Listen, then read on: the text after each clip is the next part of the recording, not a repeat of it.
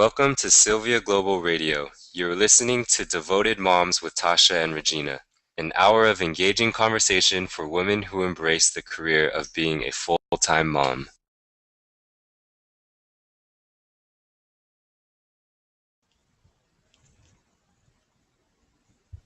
Thank you for joining us. It's Thursday. What is it? Thursday, March 16th. Oh, May 16th. Thursday, May 16th. Hey, Regina. Hi, Tasha. How are you? I'm doing pretty good. Enjoying single motherhood this week, but we're moving right along. Pretty good. Good. You look great this morning. Well, thank you. So do you, darling. Thank you. So listen, we've got a great show scheduled for today for our Devoted Moms. Happy Thursday, like Tasha said. We are actually going to do our Phenomenal Fathers segment in just a little bit. We'll have a friend, and I think that Tasha probably belonged to the Mutual Admiration Society for Andrew. We're going to have him come on and just talk about being dad and his many roles, particularly supporting his children. So Tasha, since last week, we had a really good show last week. If Devoted Moms, if you didn't get a chance to hear it, it was really good. And we talked with Belle, who shared with us some of her trials and victories with getting her children assistance around some mental health issues. And it was a final of a three-part series that we did, and we were really glad to end it up with her because she gave us some just inspiration. Tasha's eyes started leaking, and my I had a golf ball in my throat.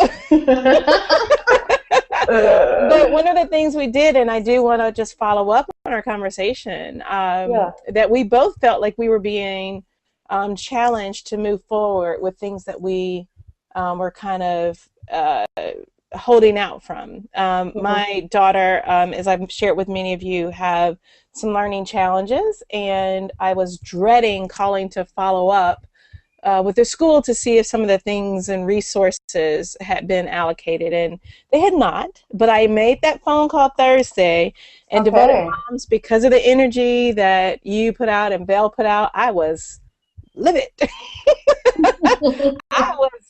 I really did call to task it being so difficult and it not needing to be. And so some of the language that I used, I think, was really helpful is that I did just simply ask the special education person, why am I feeling like I'm having to push when we should be pulling together? And I asked her immediate supervisor, who was the vice principal, the same thing. And so we met this morning at 8 o'clock, and Sims will have extended school year. Okay. Yay. I, in the meantime, had talked with the Parent Resource Center and gotten some clarity, talked with the school psychologist, and just start, for the first time after, quite a few months, I really felt like I had that conversation I've been trying to have, just to say that we're all on the same page and that we understand that there are some strategies that Simi needs. And it was just God sent. It really was. So I start out this morning, very prayerful. God, be there before I get there. Be there while I'm there. Sim's father was also there, and we definitely are moving forward in a productive fashion. So so thank you, Belle, if you're watching or if you're listening, because it was your encouragement and your example of tenacity of a devoted mom that really inspired me to pick up that phone on Thursday afternoon after I hung up with you and really be clear that we were going to move forward in Simi's benefit. I'm good. How about you, dear? Awesome. Well, we moved along as far as Nia is concerned as well, and started the process for her. I think Devoted Moms, I did speak about this a little bit, but Nia is 20 months, and I'm really feeling like she is behind the 8 ball on her speech. And more than the concern I have with her speech is also the way that she expresses herself because we cannot understand her, and just a lot of anger. And so that was really my first concern, is how can I, as a mom, help her to communicate better, and feel less of the frustration with not being able to communicate with us. And so we started the process as well. And so we had a hearing test yesterday, because you have to rule that out first to make sure that she can hear properly. And so that was the first thing, the first step. And so we did that yesterday, and she passed with flying colors. There's nothing going on with her hearing, which I didn't really have any concern with her hearing, but I was glad to see her and go through the whole process of the hearing test, and to know that came out with flying colors. So the next step will be the speech evaluation. And I just went in there. I had no fear. I had nothing. Like you said, I kind of just said, God, go before me, and what will be, and what they find we'll deal with. And so we got through the first step just fine, and the next step will be in 2 weeks. And just feeling good about not kind of sitting back, especially after I spoke with the pediatrician, who really wasn't, she wasn't advocating for my child. She was really almost making me feel like I, was being I was jumping the gun, or not, I wasn't getting the support from my pediatrician that I felt I needed. And, I sat on that for about 30 days. And when I continued to not see an improvement with my child, I was like, you know what? I'm going past you, and I'm getting some recommendations for where I should go, and then I let her know what I was doing. So I felt very, very good about that, and my husband and I were on the same page about that as well. So I will keep you updated, devoted moms out there. Yeah, I think it was really helpful. Following behind Dr. Berry, I think that Belle just brought it really home on how to take responsibility, but not in a guilt fashion, or I should have done this earlier. I'm a bad mom because I've been putting this off. And it really is. For the school system, I have to say that I've gotten a lot of encouragement to keep doing what I was doing. It was just that it was like something needed to click. And I think that click, I needed to push a little bit harder for that click to happen. And so now all the folks that are involved, there's additional people at the table with additional information. And sometimes that's what it takes. I mean, I literally got on the website and started emailing and calling. I mean, anything with special education, I was like, somebody's going to help me. And I did want to work within the system before I go outside the system. And Devoted Moms, that's one of the things that I'm learning, is that, yes, I probably could go and get outside advocates, but in the long run, I really want to make sure I've exhausted the system. And if I have to go on the outside, I think that it is a better sequence. That's what I'm hoping. And my advocate that I talk with had been 9 years into this. And so, we have to be careful when we are pulling in our support systems, that we put it in a perspective that is in sync with where we are right now. And that can be, that could be a challenge. She's like, skip all of that. Just go get an independent evaluation. And that just didn't work well with my understanding of how systems work. Initially, that's not the first thing you do. And it might be in 9 years, I'm like, I should have listened, but but right now, but I am where I am right now. I wanted to say Happy Mother's Day. We've allowed the nation to celebrate moms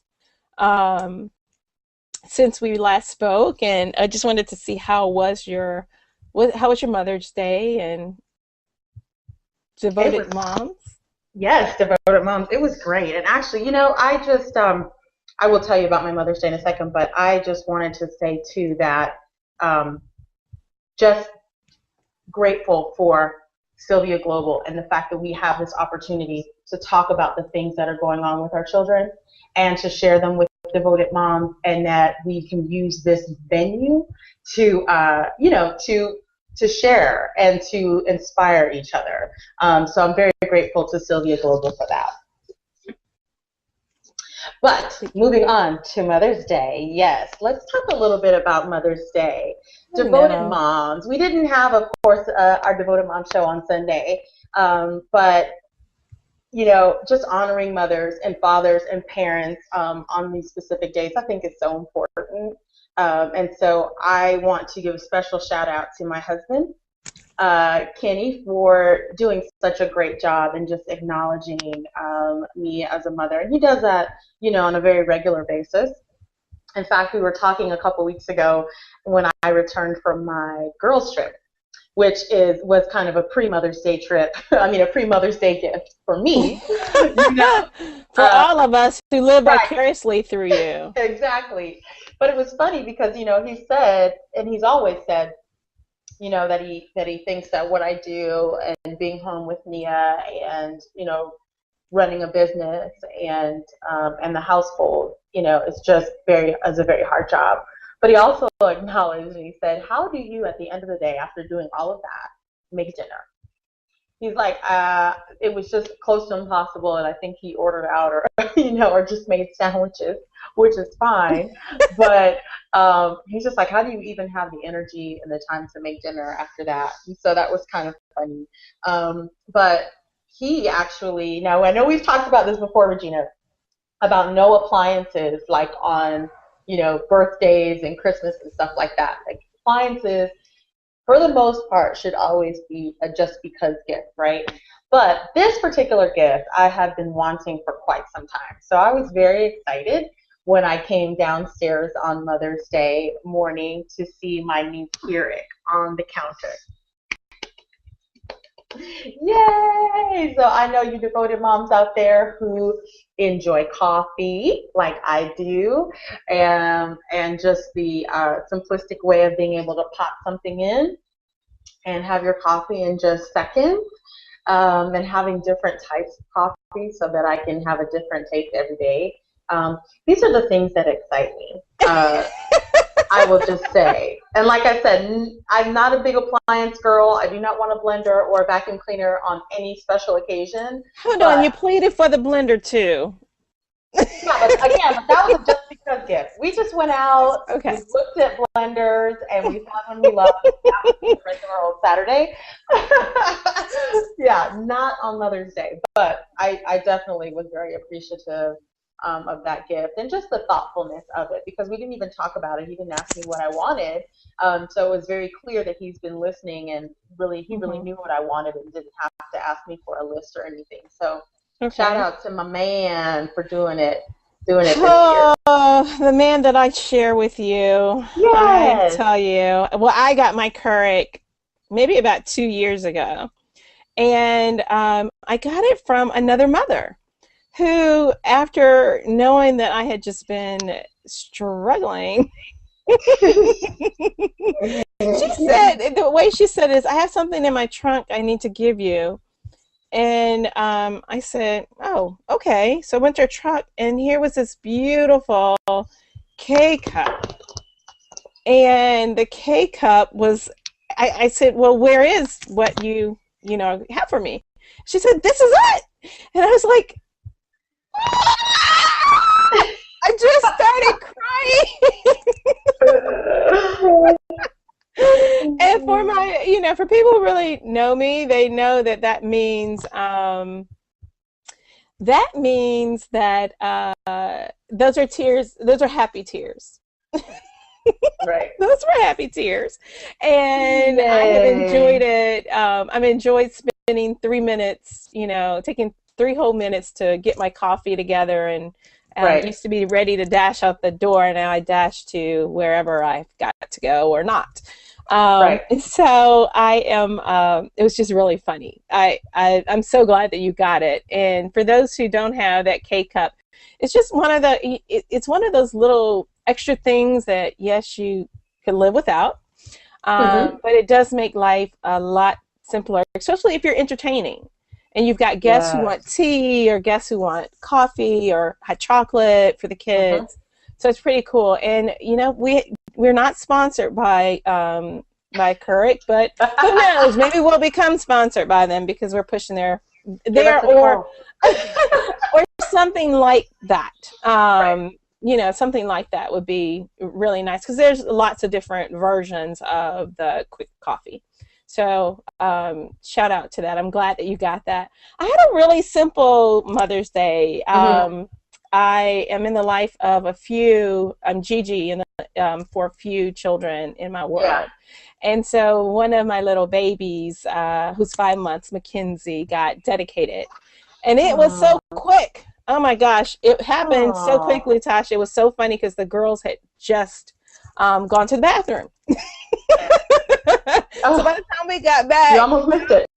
We almost missed it.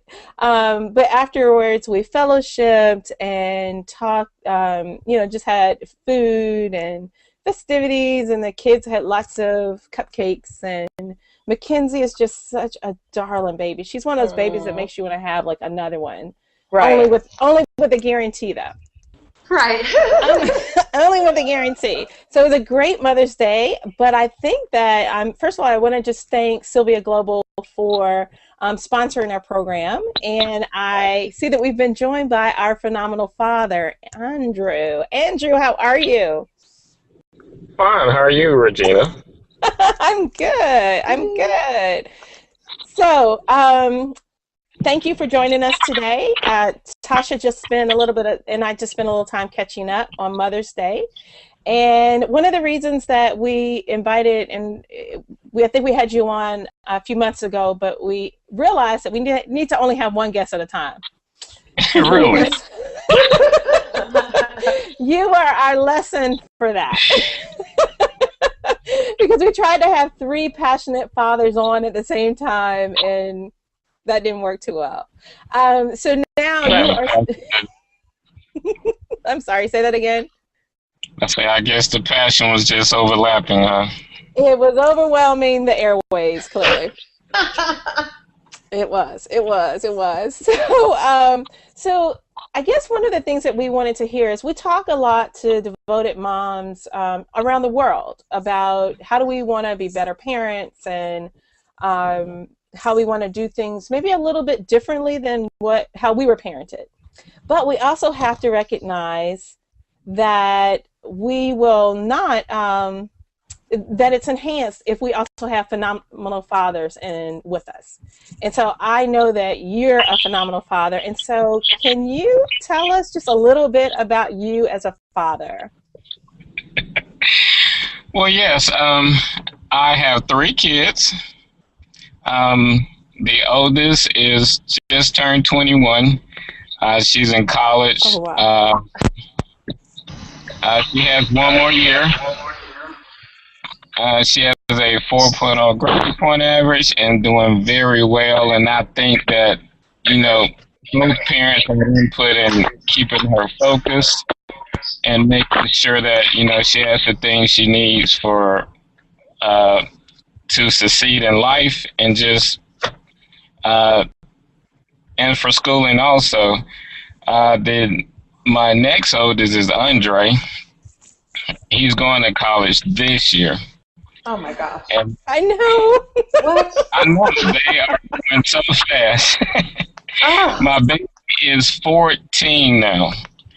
So it has been a task to keep everybody on track, but I mean, the work now is pretty much easy because when you build that foundation when they're kids, I mean, it's not as hard because they know what to expect, they know what to do, and everything's just much easier now. Oh, you make it sound so simple. Pretty much it is. It's so simple. So, wow. Okay, so thinking about, I remember when I think Danielle was maybe about 3 or 4 when I first met her, and Dre was just a little cute fat baby running around, and Deja had not come on the scene yet. And so I think that first, let's go with your oldest. What would you share with moms in relation to how to let fathers parent a girl child, so that when they do hit college age, they're focused enough to have a 4.0, which is incredible. What would you tell mothers? How do we either get out the way or get in the way? What should we do? Well, a lot of things, especially for a girl, because the father-daughter relationship, the dynamic is just completely different. So, but first, the mothers have to trust the fathers to know and know what to tell the daughters, because they do know, and a daughter would take things a whole lot different from their fathers than their mothers. Mm-hmm. And that could be good or bad, but I just know it's true. They receive information differently, and sometimes as a mom, you just have to step back and say, well, I'll let daddy have this. And also, I mean, the dad has to want, to take that role in his child's life, and some people shy away from it, but I mean, it's fun for me. I enjoy it. Yeah. I've heard you even say, particularly about each of your children, I think you also took time to figure out where their strengths are, but also where their challenges. Like I've heard you refer to Danielle as really needing to help her stay focused. Right. And so how would you suggest that, you start to understand your kid like that? Because you had identified her not necessarily as a leader when she was younger. Completely. Well, yes, that's all about knowing your kids and paying attention to, and that comes from also when they're younger also. You just pay attention to who they are, the things they like, and you do have to identify their strengths and give them advice based on those things that you have observed from them. Mm-hmm. And that's where parenting comes from.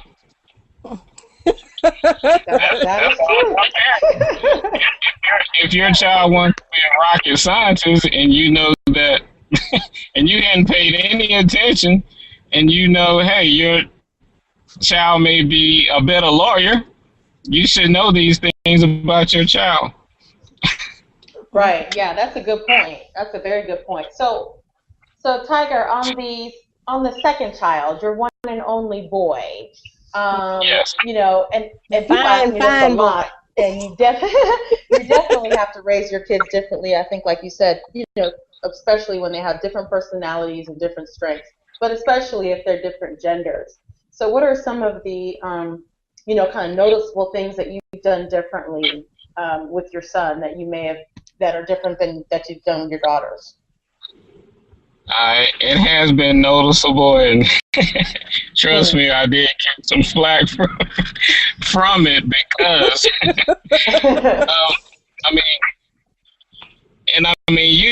you all know this, that guys are just a whole lot different, and is not as much of a guy can make as a kid the same mistake a girl makes and not get punished, or there are less stipulations that come with that mistake. So, and you have to let the girls know that, hey, you can't make this mistake, and therefore you have to keep them a little closer. I mean, as far as raising a boy, I mean, you can give them a little more leeway, but still you have to let them know the boundaries also, because it's easy to fall into the friend relationship, especially, for a guy and having his boy. It's easy to fall into a friend relationship and to slip off on the parenting. But, I mean, you just have to identify and set those boundaries with them. Right. That's true. So are there any like, I guess, things that you do just with him for your bonding experiences that you feel that, fathers and sons should do, just the two of you? All the time, because of course I enjoy sports. He does also, so we use that for bonding. we play a lot of sports together. We hang out. We watch games together. We haven't had that first beer yet together. He's not old enough. Are you sure? Are you sure? I have not yet.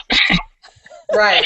But we talk about girls, relationships. I mean, life in general. And you know, as far as what he should expect out of the world. I mean, just going to a job interview, how to interview, what to expect. And now, you know, how kids are so unkept now, you have to tell them, hey, no matter how smart you may be, how much of a gentleman you may be, sometimes your appearance is the first thing, the easiest thing to get out of the way.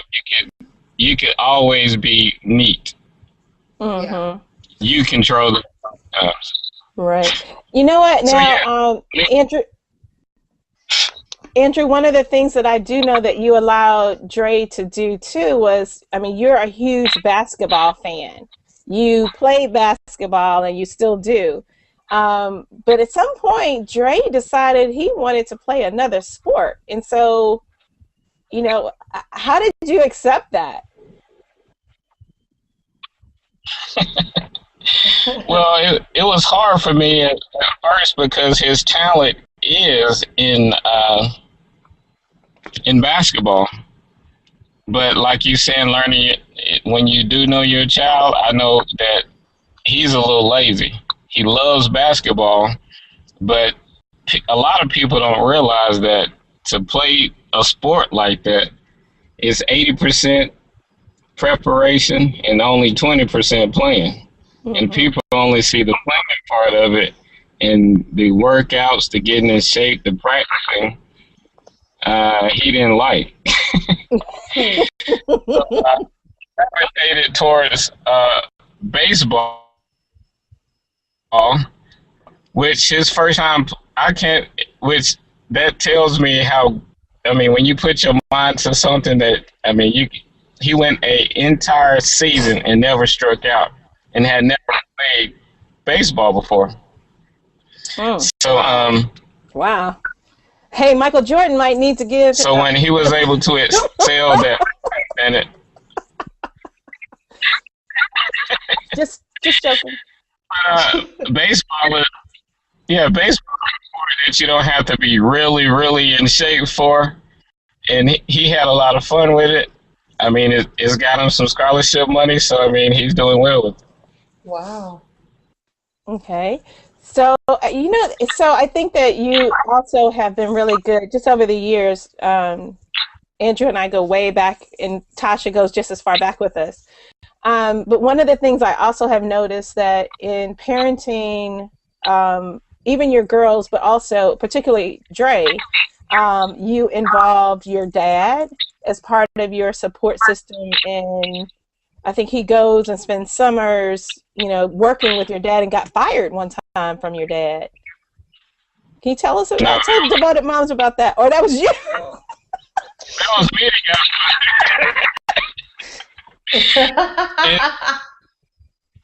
that was me that got fired for working with my dad. And that parenting taught me what to expect out of life. And when I do get a job on my own out in the world, I'll tell you the story. Of course, my dad hired me. He wasn't my direct supervisor, but he's over the entire operation. So, of course, I rode to work with him every day. So one morning we got up. He's like, "You want breakfast?" I was like, "Sure, let's stop and get breakfast." So we stopped, had a good time, had breakfast. He stopped at the bank, did some other stuff, and we just hung out. I got to work. About 10 minutes later, he called me to his office. I'm like, "Okay, how you doing?" He was like, "I need you to sign this sheet." And I looked at it, and he wrote me up. And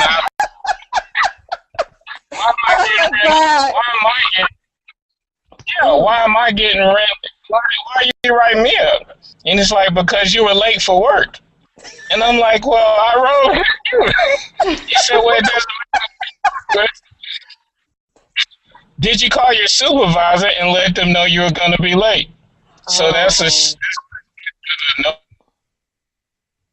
call, no show, and I got fired from it.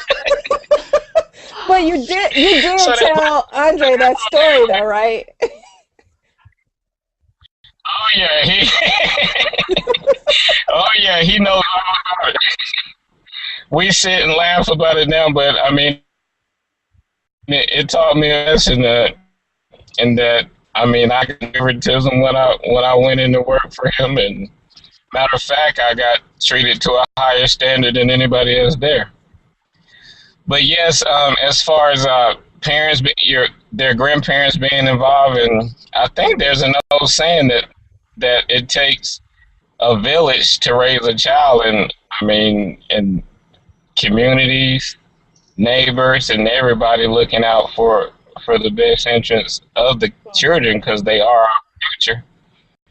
And yeah, my parents are involved. Okay, so now to I know the twinkle in your eye. Not that your other kids aren't, but just I think she's a little bit more challenging and actually more like you. Deja is 14 now, which freaks me out. It just makes me feel very old. Yeah. And it also makes me look at my girls and say, oh my goodness, they're going to be 14 in like 2 days. So how is it different? One, she's the baby, she's the girl, she's your, I suppose she's your youngest and the last of your legacy in that way. But who knows? But for right now, she is. So what would you...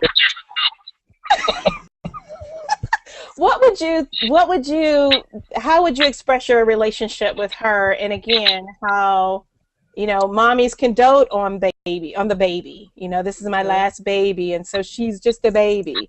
How do you balance that out with also holding those same standards that you have for your other two? Well, it is hard, and plus her growing up and see the things that her brother and sister went through. Boy, she is a fast learner, because she knows what not to do. I mean, immediately. She's not doing anything to jeopardize, you know, us getting mad at her. So that part has been a lot easier. And she hardly ever gets in trouble. And I'm so blessed for that. And she's mannerable. I mean, she's just very respectful. Cool. Wow, that's awesome. And so she's going to be your last one, Andrew?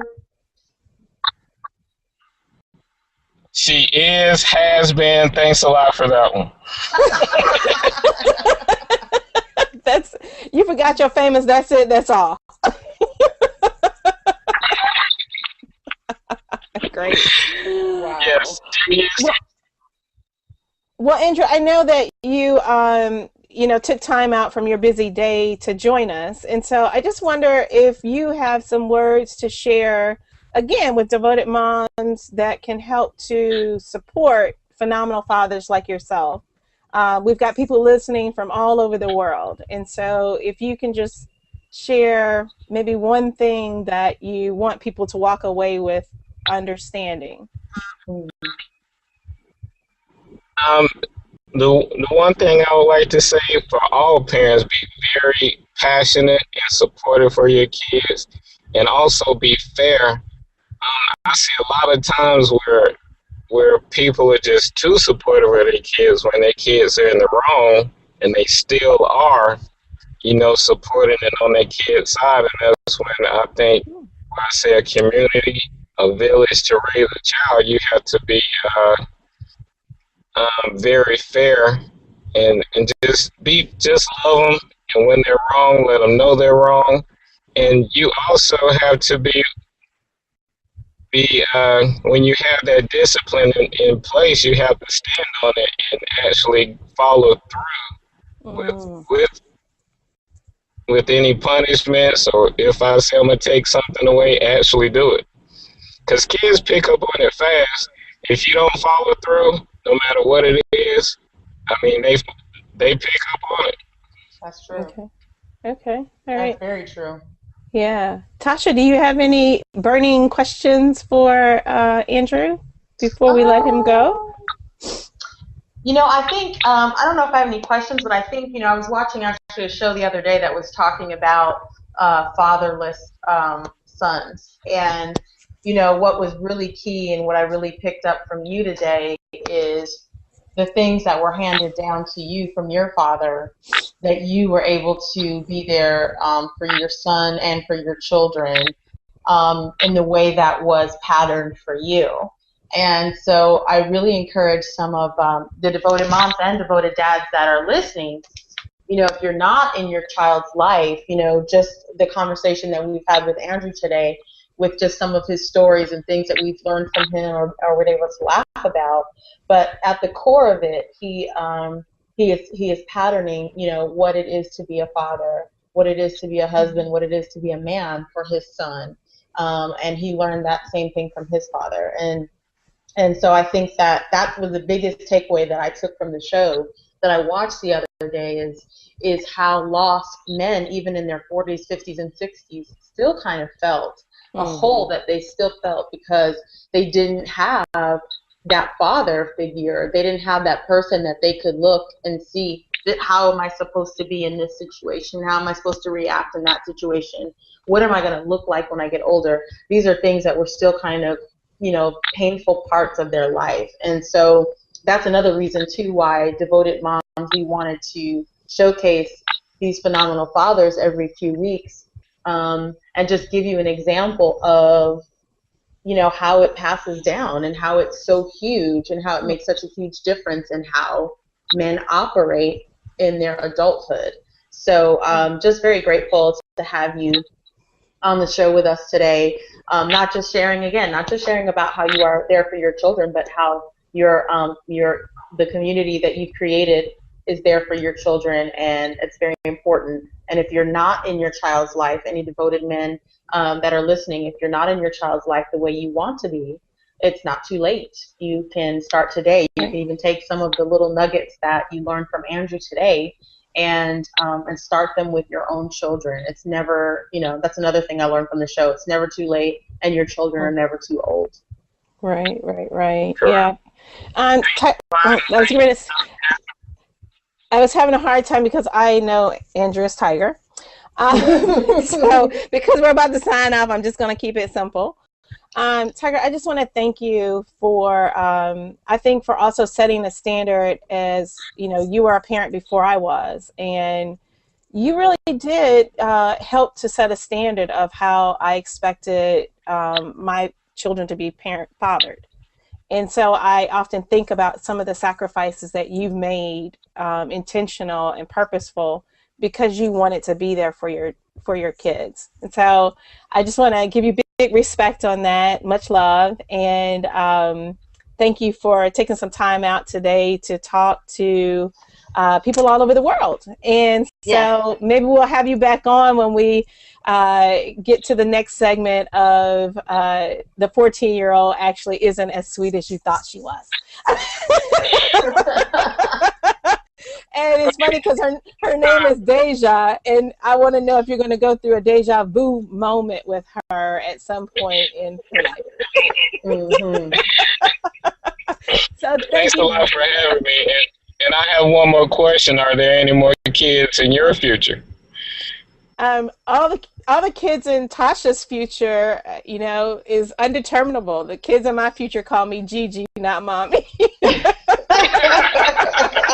I have a designation that precludes any need for additional stretch marks and morning sickness. So, right. So we want to thank Sylvia Global TV for allowing us the opportunity to talk with devoted moms, but also to have Andrew on and have that phenomenal father perspective, because again, we just feel like it's really important that we surround our children with as many resources and love. And I love the way he said, be very passionate with your children. Yeah. And so we thank you so much for that. So Andrew, thank you, and we'll be talking soon, I'm sure. Thank you. Okay. Thanks. Bye-bye. All right, Tasha. Yes, ma'am. That was awesome. That was awesome. That was awesome. So, we haven't done our God moment and story in a while. Do you, not to put you on the spot, I guess I should ask you this earlier, but do you have one? I have a God moment every time I look in my daughter's face. I have to say that my God moment this weekend wasn't just because it was Mother's Day, but I thought a lot, and actually we went to church together and I got a chance to sit through the sermon, and one of the things that was discussed was something was on the preacher's heart about women who have not been able to conceive. And as you know, and I've shared on here, we went through fertility to get my oldest daughter Sims, and I know that feeling of loss and grief that happens when you're really hoping that God sees, your desire to have a seed planted, and that plant and that seed actually, evolve. But was also in the same time, she also challenged those moms who may not have physical birth to think about adoption, to think about neighbors, and that as a mom, as a female, we are already naturally a mother to the earth and all of its inhabitants. And those are really tall orders. One daughter was very insistent, had my card ready, God bless Indira, and I appreciate it. It was beautiful. And, again, when I look in her face and just, smell and touch her skin, I know that God is so good. Sims, God bless her, had forgotten my card at school. So I got an extended Mother's Day. I love it.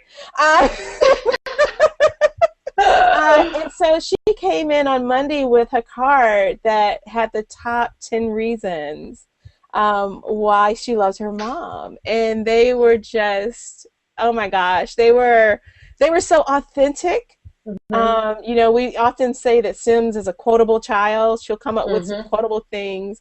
But it was just, you could tell, and the teachers even said it was one of her fastest completed assignments because she knew what she was going to write. Like she didn't have to ponder or, kind of massage, or I'm not really sure. I got 5, but I don't know about 10.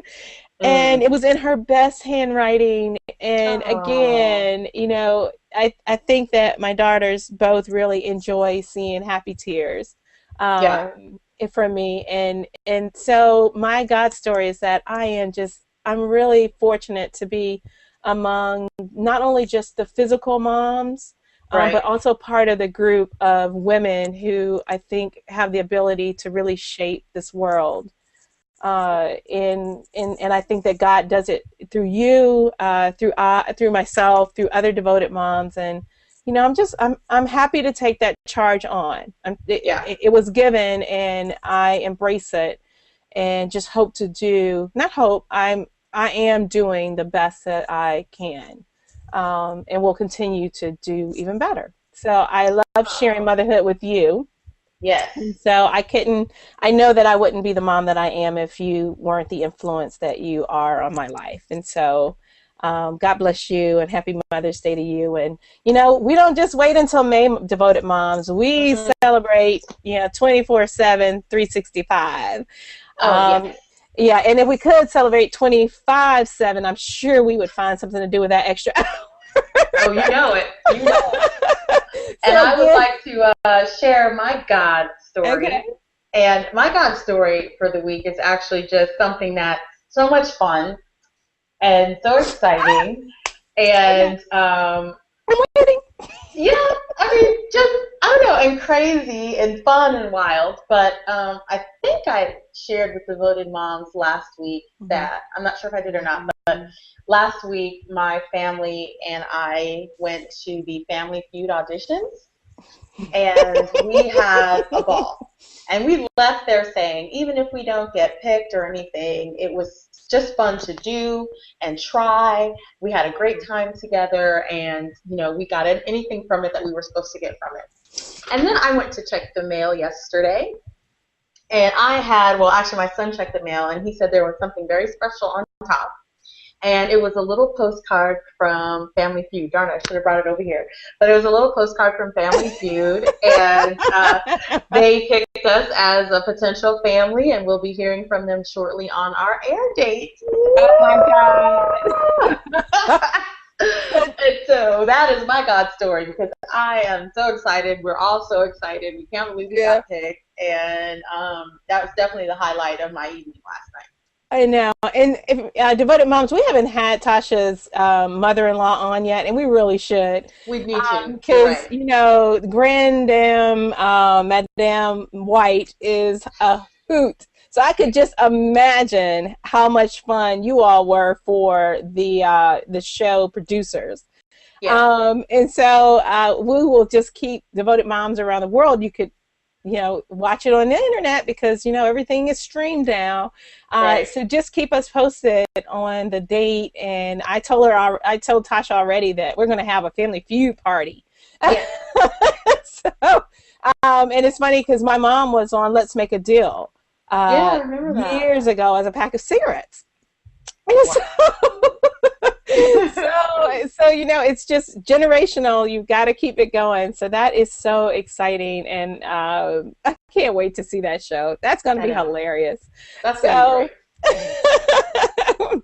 We want to thank also, we have a new guy in our life, Carl, who is our producer, who is doing the background for us. And so, Carl, thanks for being aboard, and thanks for helping us with understanding this technology. We appreciate you, and thank God for you. And again, we want to thank Sylvia Global TV for allowing us this opportunity to share the time that Tasha and I spend together with the rest of the world. Yes. So with that, Tasha, I think that we're good to see until next Thursday. And next Thursday's show, I think, is going to be a bit of a surprise. So tune in, Devoted Moms. If you want to email us and please give us some ideas on what you'd like to hear. Nothing is send it to us and we'll decide. But whatever you'd like to hear about, whatever you'd like to talk about, and you don't necessarily have to be a guest on the show, but if there's a subject that you would like us to look a little further into and research, and if you'd like to get our opinion on it, or if you'd even like to be a guest on our show and talk about that particular subject, please email us. You see our email addresses below our name, below our pictures, or you can find us on Facebook at Devoted Moms. And just shoot us over a quick email and let us know what you out there, Devoted Moms, would like to hear about and like to talk about. And thank you so much for joining us every week. We are humbled every week to know that we have faithful listeners. So thank you to our listeners for being there every week. So listeners and viewers. And viewers. Now viewers, right. Wow. Who would have thunk it? I know. All right. So, Carl, if you want to take us out. Tasha, I'll see you on the other side. See you on the other side, darling. Love you. Namaste. Okay.